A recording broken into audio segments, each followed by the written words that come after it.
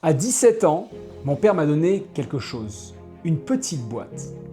Il m'a dit « garde-la, un jour peut-être ». J'ai ouvert vite fait, j'ai vu une vieille montre dorée, peut-être de l'or, un peu rayée, avec des lettres hébraïques derrière.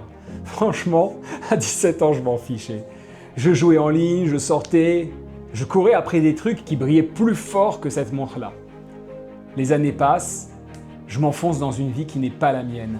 Nuit blanche, fuite, mais surtout dette. Un jour, je suis coincé, besoin d'argent. Je tombe sur la boîte, je me dis, allez, c'est qu'une vieille montre.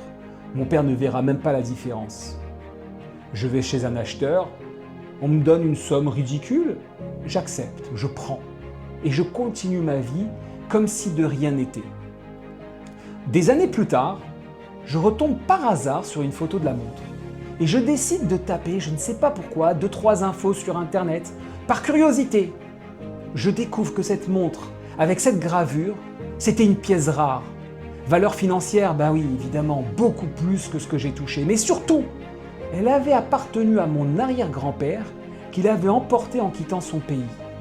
C'était le seul objet qui avait traversé les frontières avec lui. Mon père me l'avait donné comme on transmet un héritage, un lien, pas juste un objet. Et moi, je l'ai vendu pour payer des dettes, pour financer une vie qui n'était même pas la mienne. Ce jour-là, j'ai ressenti une honte propre.